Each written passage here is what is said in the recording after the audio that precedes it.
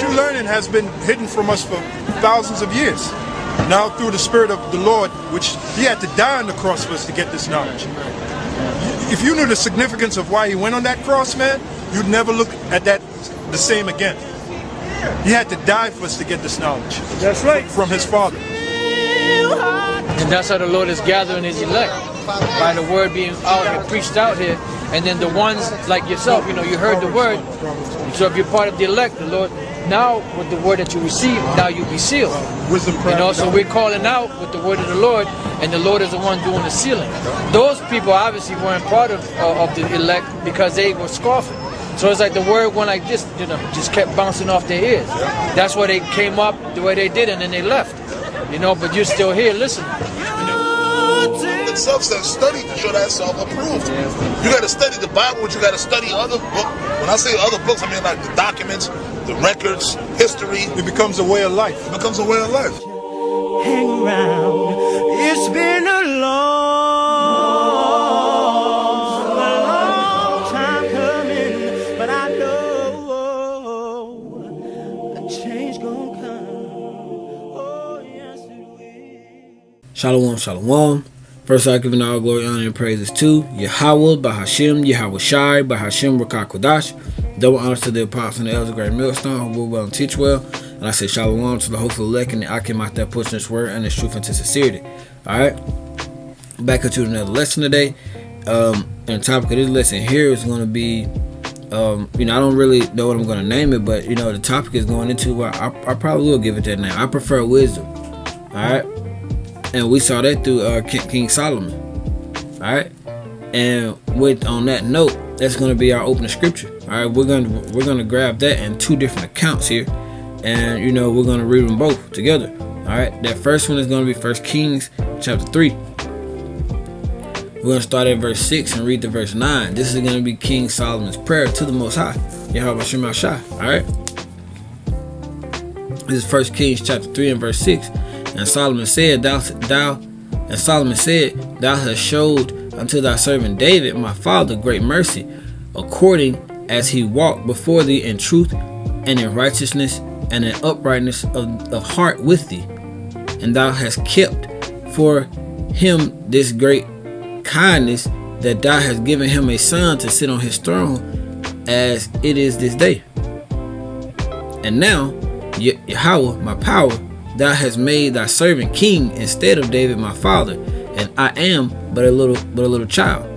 I know not how to go out or come in, and thy servant is in the midst of thy people, which thou hast chosen, a great people that cannot be numbered or counted for multitude. Give therefore thy servant an understanding heart to judge thy people, that I may discern between good and bad. For who is able to judge this thou so great a people? Alright, so here in this prayer, King Solomon, he basically just asked for understanding. Alright, he didn't ask for riches, he didn't ask for you know, anything of the world. You know, he didn't ask for no, you know, I'm pretty sure they didn't have cars and stuff back then, of course. You know, he didn't ask for none of that. You know, well, we know they didn't have cars then, but you know the point. He didn't ask for none of that. He asked for understanding. All right, let's grab that here in the second account. We're gonna go to 2 Chronicles. It's chapter 1, and we're gonna start at verse 8 to 10. All right.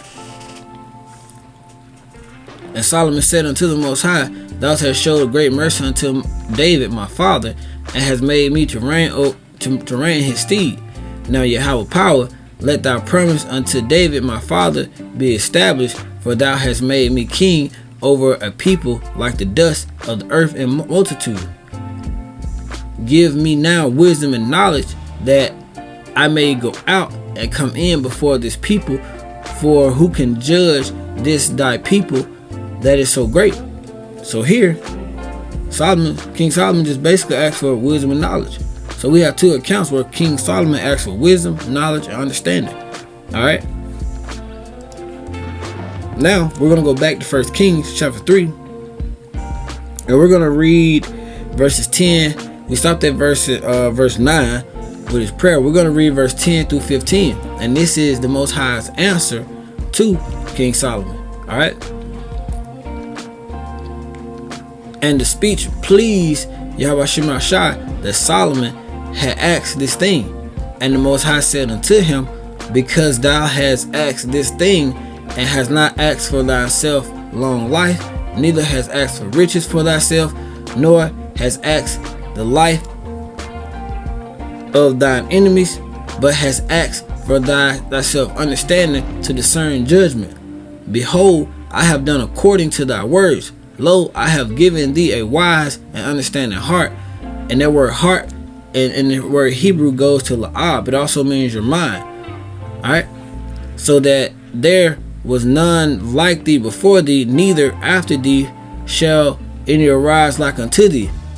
And I have also given thee that which thou hast not asked, both riches and honor, so that there shall not be any among the kings like unto thee all thy days. And if thou walk in my ways to keep my statutes and my commandments, as thy father David did walk, I will lengthen thy days. And Solomon awoke, and behold, it was a dream, and he came to Jerusalem and stood before the ark and the covenant of Yahweh, and offered up burnt offerings and offered peace offerings, and made a feast to all his servants. All right. So let's get it here in Second Chronicles, and then we're gonna break it down. All right. That's the Second Chronicles, chapter 1, verses 11 through 13. And the Most High said unto Solomon, because this was in thine heart, and again, the word heart goes back into la'ab, your mind, all right, and thou hast not asked riches, wealth, or honor, nor the life of thine enemies, neither yet has asked long life, but has asked wisdom and knowledge for thyself, and that thou mayest judge my people over whom I have made thee king. Wisdom and knowledge is granted unto thee. I will give thee riches and wealth and honor, such as none of the kings have had that have been before thee, neither shall there be any after thee have the like. Alright. Then Solomon came from his journey to the high place that was at Gibeon to Jerusalem, from before the tabernacle to the congregation, and reigned over Israel. So the point is that King Solomon, he not only asked for he basically just asked for wisdom, knowledge, and understanding, and with those things YAHAWASHI blessed him with every other thing along with that. All right, he blessed him with the riches, the wealth, and the honor as well. All right, and he also, and if you go to the scriptures, you will see that many people came all over the world to get wisdom from King Solomon. All right, and the point of that is that wisdom is better than anything that you could possibly ask for. All right, so we're gonna grab another scripture. Let's go to the book of Ephesians, chapter 5, and we're gonna go to verse 15. This is Ephesians chapter 5 and verse 15. See then that ye walk circumspectly, not as fools, but as wise, rendering the time, because the days are evil. Wherefore be ye not unwise, but understanding what the will of YAHAWASHI is. Alright? So we know that the times that we're in now are evil. There's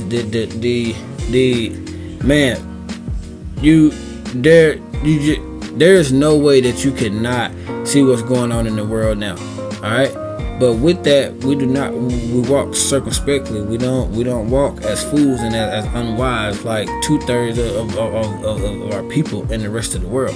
Alright? But we walk as wise. We know the times that we're in. We know that these days are evil, and we know what the will of, according to the scripture and the prophecy, we know what the will of YAHAWASHI is.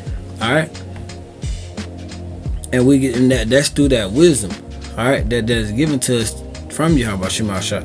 Alright, we're gonna go to Proverbs and it's pushing me to that wisdom is better than anything that you can get. As far as we don't care about millions of dollars, we don't care about billions of dollars, we don't care about any multitude of money or any multitude of items or materialistic things, because wisdom cannot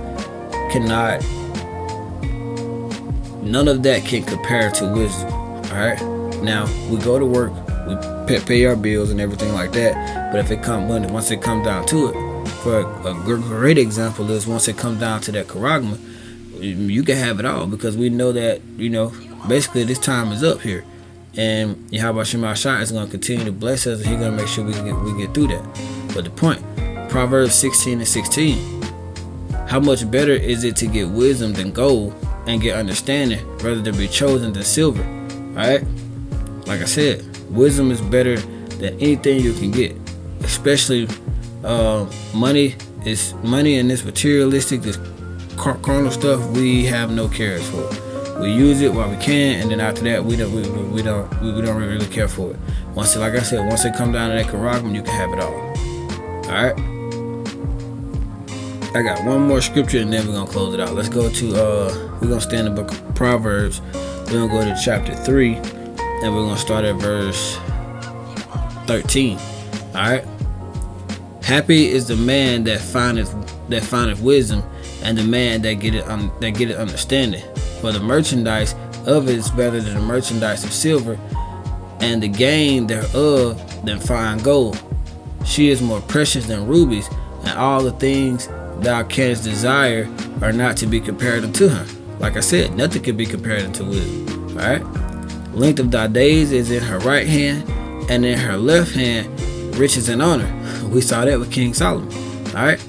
Her ways are ways of pleasantness, and all her paths are peace. She is a tree of life unto them that lay hold upon her, and happy is everyone that retaineth her. Yahawah by wisdom hath founded the earth, by understanding he had established the heavens. By his knowledge the depths are broken up, and the clouds drop down with dew. Verse 21, my son, let not them depart from thine eyes, keep sound wisdom and discretion. So shall there be life unto thy soul, and grace to thy neck. Then shalt thou walk in thy ways safely, and thy foot shall not stumble. So when it comes to this wisdom, knowledge, and understanding of YAHAWASHI, the point is we can't go wrong, and nothing can compare to it. Alright? So I pray that this lesson was edifying. And until again, I'm going to say Shalawam, YAHAWAH, Bahasham, YAHAWASHI, Bahasham, QADASH, Barak, Atham.